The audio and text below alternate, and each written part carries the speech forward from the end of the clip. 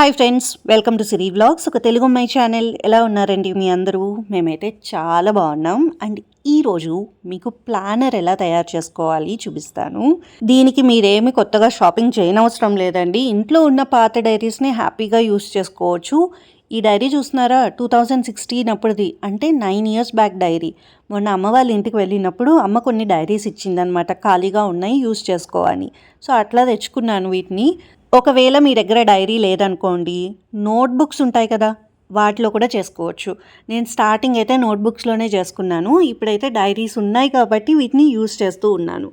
ఈ ప్లానర్లో నేను ఫస్ట్గా ప్రియారిటీ ఇచ్చింది హెల్త్కేనండి. సో ఫస్ట్ అయితే బ్రేక్ఫాస్ట్ ప్లాన్. మీరు ఇక్కడ చూస్తున్న ఈ మెనూ అంతా కూడా నాకు న్యూట్రిషనిస్ట్ ఇచ్చిందనమాట. నేను దాన్ని బేస్ చేసుకునే ఇదంతా ప్రిపేర్ చేసుకున్నాను. సో ఇక్కడ మీరు చూస్తే 6 o'clock నుంచి స్టార్ట్ ఉంటుంది.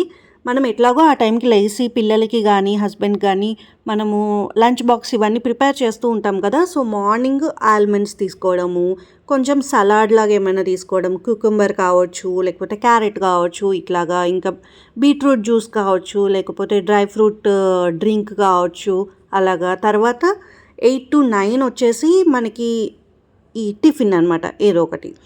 ఆ తర్వాత 10 to 11 వచ్చేసి మనకి ఏదైనా ఒక ఫ్రూట్ తీసుకోవడం. సో ఇది నాకు న్యూట్రిషనిస్ట్ ఇచ్చిన ఒక ప్లాన్ అండి. టైం టు టైమ్ నేను అదే ఇక్కడ రాసుకోవడం జరిగింది.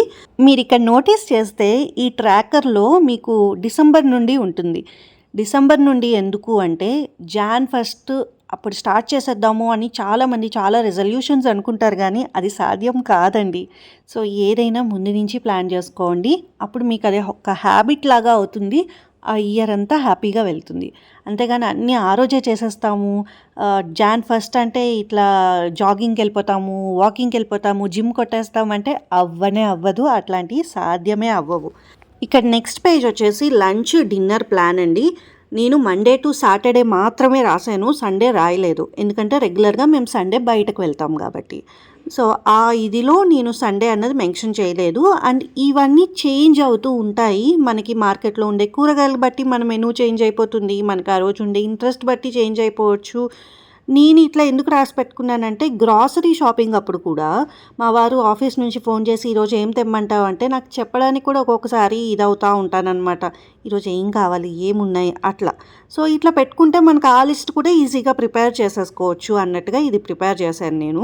ఆ తర్వాత ఈవినింగ్ స్నాక్ చాలా మటుకి హెల్తీగా ఉండడానికే ట్రై చేశానండి.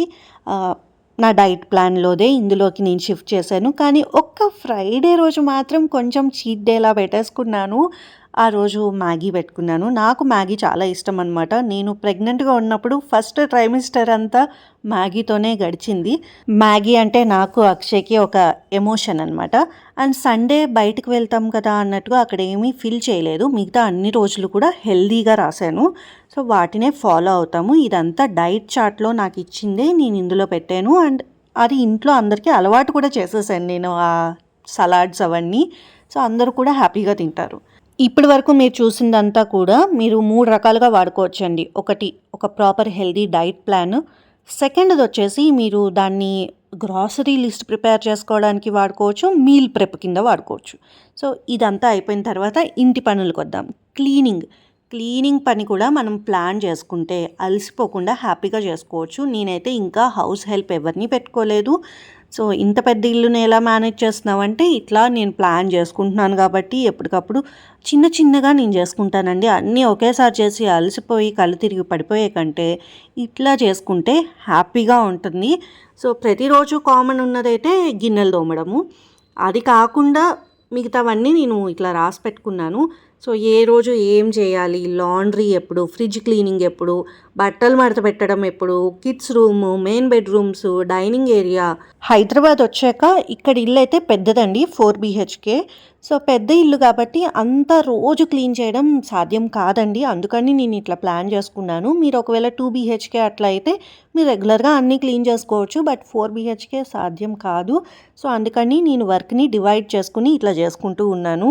బట్టలు మడత పెట్టడంతో సహా ప్రతిదీ ఇప్పుడు నాకు క్లీనింగ్ ప్లాన్లో ఉన్నాయి. సో ఏది కూడా డిసార్గనైజ్డ్గా ఉండదు. అండ్ 2025 కొంచెం ఆర్గనైజ్డ్గా ప్లాన్ చేసుకోవడానికి ముందు నుంచి నా ట్రయల్స్ అనమాట ఇవన్నీ.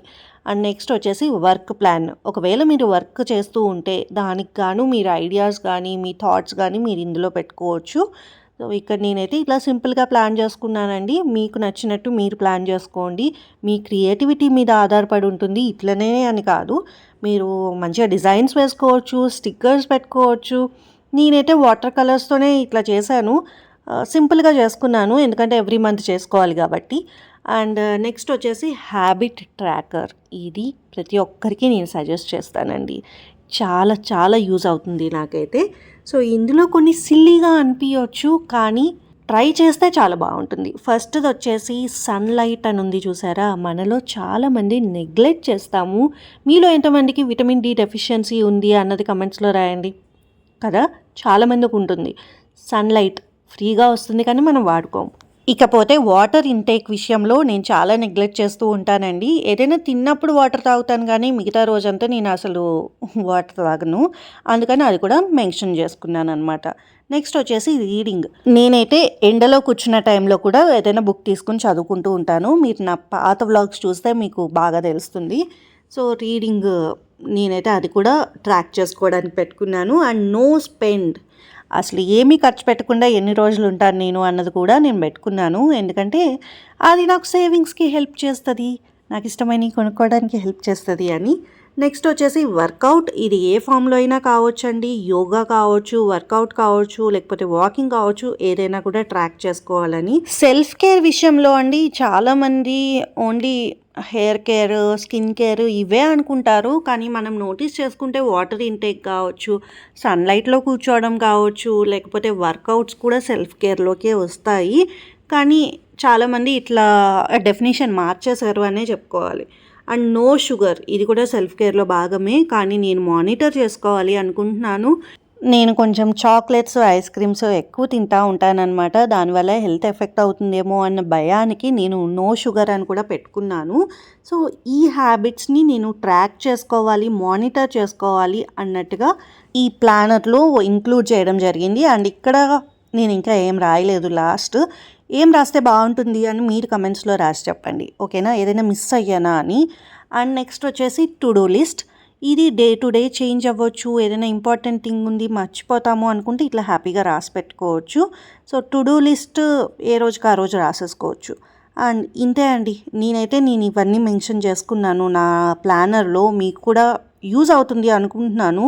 సో ఆర్గనైజ్డ్ లైఫ్కి ఇది చాలా హెల్ప్ అవుతుంది అనుకుంటున్నాను.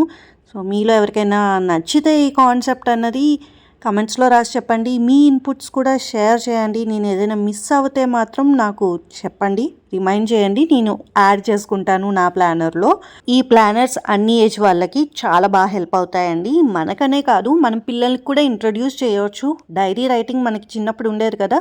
సో అట్లనే ఇంకొంచెం ఒక స్టెప్ ముందుకు తీసుకువెళ్తుంది అంతే. సో మీకు నచ్చింది అనుకుంటున్నాను. నచ్చితే కనుక like, share and comment. And please to subscribe to our channel Siri vlogs, ఒక తెలుగు అమ్మాయి channel. Thank you so much for watching. Bye.